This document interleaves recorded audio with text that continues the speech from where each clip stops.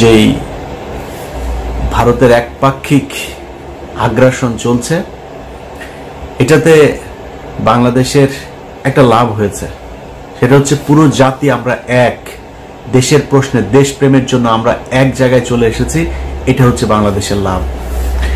আর ভারতের কিছু মূর্খ ধর্মান্ধ যেসব এই যে বিজেপি আরএসএস যেগুলো আছে, শুভেন্দু অধিকারী সহ যারা এইসব করছে, ওদের তো বাথরুম করার পায়খানা নাই, কয়দিন হাগার জন্য গুও থাকবে না পেটের মধ্যে।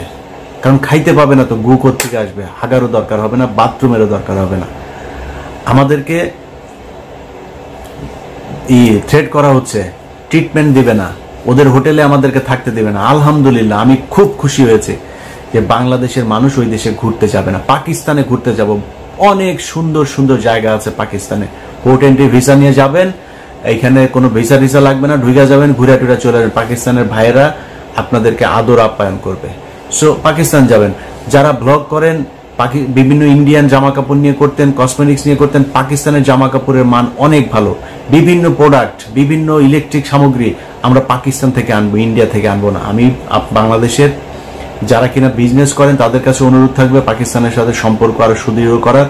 গ্যারান্টি দিলাম, এই বাংলাদেশের উপরে যদি কোনো বিদেশি আগ্রাসন, যে কোনো পৃথিবীর যেই দেশেরই আগ্রাসন আসুক, সবার আগে বাংলাদেশের মানুষের সাথে পাকিস্তান দাঁড়াবে। অতএব তাদের অর্থনৈতিক যে ভিত সেটা মজবুত করার জন্য আমরা তাদের কাছ থেকে জিনিস কিনবো, আমাদের জিনিস তারা কিনবে, তাদের সাথে সাংস্কৃতিক, অর্থনৈতিক, রাজনৈতিক সব ধরনের একটা সম্পর্ক হইতে হবে। 1971 সাল ইজ গন। আমরা 71 সাল নিয়ে তাকাই না। 71 সালের মতো বাংলাদেশ পাকিস্তান জীবনে কোনোদিন আলাদা হবেও না। এটা একসাথ করার সময় ব্রিটিশদের চাল ছিল, একটার ওই মাথায় একটার এই মাথায়। সো এটা এমনিতেই আলটিমেটলি থাকতো না। আমরা এখনো এক হইতে চাই না, কিন্তু সম্পর্কটা মজবুত হইতে হবে। আমার দেশের কোনো সমস্যার জন্য যাতে পাকিস্তান তাদের পারমাণবিক অস্ত্র থেকে শুরু করে যা যা প্রয়োজন সেটা যাতে আমরা মনে করতে পারি এটা আমাদের, এবং ভারত সেটার জন্য যেন ভয় পায়, আমাদের সেই সম্পর্কটা তাদের সাথে থাকতে হবে। অতএব আমরা পাকিস্তান যাব।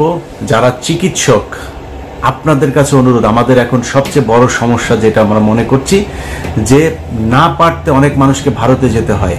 আপনাদের বাংলাদেশের চিকিৎসকদের কাছে হাত জোর করে অনুরোধ করছি, বাংলাদেশে অনেক খারাপ ডাক্তার আছে, অনেক খারাপ হাসপাতাল আছে, অনেক ভালো মানুষও আছে।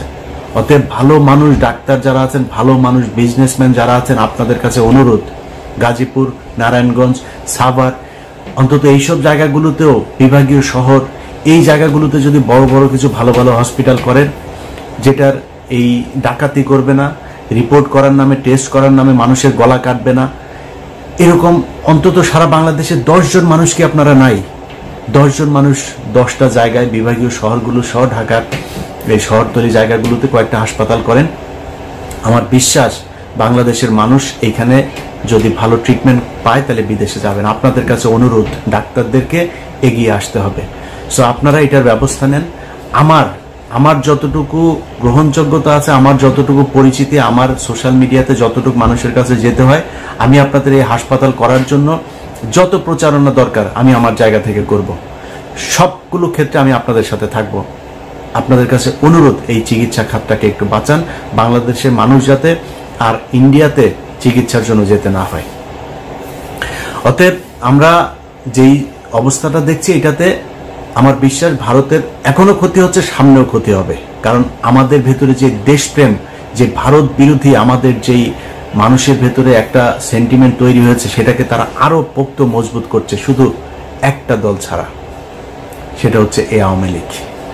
অতএব ওদের বাপের জন্ম হয়েছিল অবৈধভাবে, ওর বাপের হচ্ছে ইন্ডিয়ানরা, আর ওদের ভিতরে রক্তটাও ঢুকে আছে। ওইটা যত আওয়ামী লীগ যারা করে সবগুলি হচ্ছে গিয়া ওদের এই রক্ত হচ্ছে গিয়া, মানে ওরা সব জাউরা।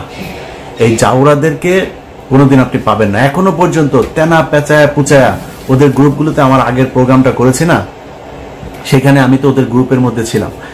সেখানে ওদের কাজ হচ্ছে বিভিন্ন ধরনের আপনার করা, এই যে বানানো, কি বলে, রিপোর্ট, এগুলোরে ওরা এই আমেরিকাতে, তারপর ইউরোপের বিভিন্ন দেশের বিভিন্ন গোয়েন্দা সংস্থার কাছে ওরা এগুলো পাঠাচ্ছে। সেখান থেকে নিজুম মজুমদার ওগুলি ইমেল অ্যাড্রেস দেয়, এই ইমেল অ্যাড্রেসে এইটা লিখে লিখে পাঠান, এইভাবে লিখে দিচ্ছে। তো লিখে তারপরে কি দিচ্ছে যে বাংলাদেশে হিন্দুদেরকে অনেক, আজকে 30 জনকে ধর্ষণ করেছে, কালকে 40 জনের বাড়িঘর ভাঙচুর করেছে, আজকে অমুক জনের ছবি দেয়, হিন্দু একজনের ছবি দেয় ধুতি টুতি পরা, এদেরকে এইভাবে আজকে ইন্ডিয়া পার হয়ে যেতে করছে। তো অন্যান্য দেশের গোয়েন্দা সংস্থা তারা তো আর মানে কচু খায় না, তাই না? তারা তো জানে, তারা তো তথ্য নিবে, তারা তদন্ত করবে, করে দেখবে না এগুলো কি হচ্ছে, এগুলো করছে। আমি বাংলাদেশের হিন্দুদের কাছে অনুরোধ করব, হিন্দুরা আসলে, আপনাদেরকে কোনো কিছু চাপ দিয়ে বলানো হচ্ছে না, আসলে আপনারা হিন্দুরা কেমন আছেন? আপনাদের উপরে আমাদের মুসলমানদের ধর্মীয় কারণে আসলেই কি আপনাদেরকে টর্চার করা হয়? আমি ইলিয়াস বললাম, যদি করা হয় প্লিজ আমাকে বলবেন, আমি আপনাকে লাইভে নিয়ে আসবো, সারা বাংলাদেশের মুসলমানদের কাছে বিচার চাইবে একজন হিন্দুকে কেন এভাবে টর্চার করা হয়। ইসলাম যদি কেউ প্রতিষ্ঠা করতেও চায়, জোর করে আপনারা প্রতিষ্ঠা করা না, ইসলামের সৌন্দর্য দিয়েই আপনাকে আকৃষ্ট করা হবে। সো আপনার যদি মনে হয় যে আপনাকে মুসলমানরা টর্চার করে, আপনি আমাদের বলেন, আমরা আপনার পাশে দাঁড়াবো। আমি কথা দিচ্ছি, অনেক মানুষ হয়তো মনে করেন আমি খুব হিন্দু বিদ্বেষ, আরে ভাই আপনার বিদ্বেষ দিয়ে আমি কি করব? বাংলা পৃথিবীর মধ্যে 180 কোটি 200 কোটি মুসলমান, এত মুসলমান দরকার নাই তো ভাই, বহুত মুসলমান আছে, মুসলমানরাই ইসলাম পালন করেন। আপনি হিন্দু কোন ধর্ম পালন করলে আমার সমস্যা আছে না, আপনি আপনার ধর্ম করেন ভাই, আমি আমার ধর্ম করব। আমি আমার ধর্মের সৌন্দর্যটা, আপনার সাথে যদি ওইরকম সম্পর্ক হয় আমি বলবো যে ভাই আমার ধর্মটা এই, আপনার ভাল লাগলে আপনি ডিসিশন নিয়ে নেবেন আপনি কোন ধর্ম পালন করবেন। সো আপনাদেরকে জোর করে কেউ ধর্ম পালন করাইতে যাবে না, এবং ধর্মের কারণে বাংলাদেশে কোনোদিন কোনো হিন্দুর উপরেই করে না। যদি সত্যবাদী হয়ে থাকেন তাহলে স্বীকার করবেন, এই বাংলাদেশে সবচাইতে বেশি নির্যাতন হিন্দুদের উপর করেছে আওয়ামী লীগ।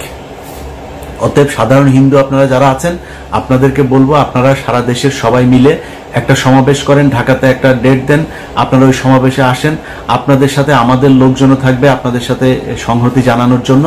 সারা পৃথিবীকে আপনারা জানিয়ে দেন যে বাংলাদেশের হিন্দুরা আসলে কেমন আছে। তারা ভারতের বিভিন্ন গণমাধ্যম দিয়ে সবচাইতে স্পর্শকাতর একটা খবর, আমি সেটা করতে পারি নাই, সত্যতা যাচাই করতে পারি নাই, তাদের ওইখানে লেখালেখি হচ্ছে ডেইলি স্টার যেহেতু ইংলিশ পত্রিকা, ওদের ওইখানে কিছু পত্রিকা নাকি তারা ছাপছে, যেটা তাদের ছাপাখানায় এটা করা হচ্ছে, যেটা বাংলাদেশে যে কপিটা যাচ্ছে ওই কপিটা না, আলাদাভাবে তারা 100 করে কপি ছাপছে, যেই কপিগুলো পৃথিবীর বিভিন্ন জায়গায় দিচ্ছে। ওই কপিগুলোর ভেতরে তারা এই হিন্দুদের উপরে খুব টর্চার হচ্ছে, সব ঠিক থাকছে, এই দিকের পেজ ওই দিকের পেজ সব ঠিক রেখে শুধুমাত্র হিন্দুদের কিছু নিউজ, এই সংখ্যালঘুদের উপর নির্যাতনের কিছু নিউজ সেখানে ঢুকিয়ে দেওয়া হচ্ছে। ওই কপিটা তখন পাঠিয়ে দেওয়া হচ্ছে। এখন একটা ইংলিশ পত্রিকার যখন মূল কপি আপনাকে প্রিন্ট কপি যখন দেওয়া হবে, তখন তো একটা দেশ বিশ্বাস করবে, ও আচ্ছা ডেইলি স্টারের মতো পত্রিকা এটা বলেছে, তাহলে তো বোধহয় এটা সত্যি। এটা করা হচ্ছে, আমি মনে করি গোয়েন্দা সংস্থার এটা যাচাই করে দেখা উচিত। আমি লাস্ট প্রোগ্রামে যেই স্ক্রিনশট